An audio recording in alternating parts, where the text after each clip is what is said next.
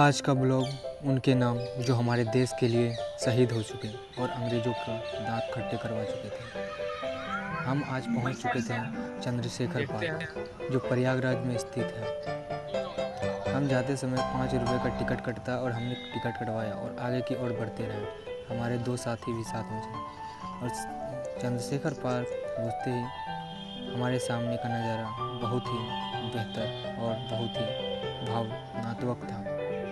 हमने वहाँ जाके कुछ फ़ोटोज़ ली और नमन किया उन्हें।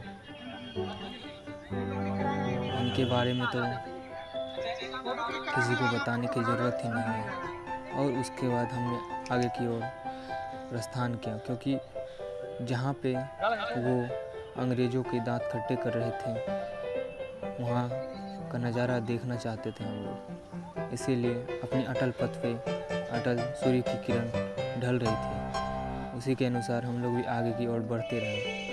और बढ़ते बढ़ते देखा, वहाँ का नज़ारा देखा, क्या है, किधर है, कैसे है। हम लोग ने पहली बार वहाँ गया था, तो अपने अटल पथ पे बढ़ते हुए हर एक मोमेंट को कैप्चर किया ताकि आप लोग भी तक इसकी जानकारी दे सकें। ये इलाहाबाद म्यूज़ियम है। इलाहाबाद म्यूज़ियम में आप लोग आए, उस दिन हम लोगों को अंदर प्रवेश करने नहीं दिया गया था। अंततः हम आगे बढ़ते हुए इस खुफिया जगह में गए। हम लोगों को पता नहीं था कि यहाँ क्या है। आगे बढ़ते हुए हम लोगों ने देखा कि यहाँ लोग व्यायाम करने के लिए आते हैं और यहाँ लोग पढ़ाई भी करते हैं एकांत स्थिति में। यह पार्क बहुत ही अद्भुत, बहुत ही सौंदर्य से भरा हुआ था, जो देखने में बहुत अच्छा था। यहाँ पे हमने हर एक मोमेंट का लुत्फ उठाया। और आगे बढ़ते हुए पार्क तो बहुत शानदार था, इसीलिए आगे बढ़ते हुए हमने हर एक चीज़ कैप्चर की। वहाँ की रहन सहन, वहाँ के लोग, वहाँ के क्या। और अचानक हमारी नज़र वहाँ के बनाए हुए स्टील के गाय, घोड़े, हाथी, जिराफ, ऊँट पे पड़ी। सबसे भयानक तो हमारे बब्बर शेर वहाँ लग रहे थे, क्योंकि शेर की नगरी में हमने पहुँचा। और आगे जाके एक छोटा दरवाज़ा मिला। हमें वहाँ पार करके उस थोर के हथौड़े को देखना था। ये था पावर यूथ। और आगे बढ़ के हमने इस सीन को कैप्चर किया। बहुत ही भव्य नज़ारा था। हमारा देश भी किसी अन्य देश से कम नहीं है। हमारे दोस्त यहाँ पे मौज मस्ती के मजाक में फ़ोटोज़ क्लिक करवाने लगे।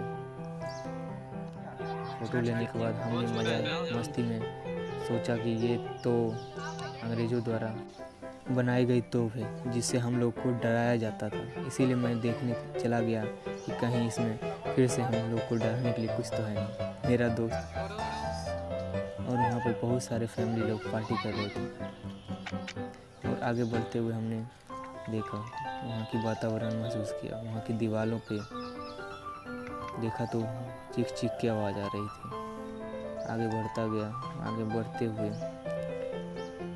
रास्ता कब किधर निकल जाता था हम लोग को पता भी नहीं। शाम ढलती गई। अब हम लोगों ने घर जाने का निश्चय किया। इसी के साथ हम लोगों ने बाहर निकला और उस टोटो वाले भैया को खोजने लगे। टोटो पे बैठने के बाद वहाँ का नज़ारा देखा।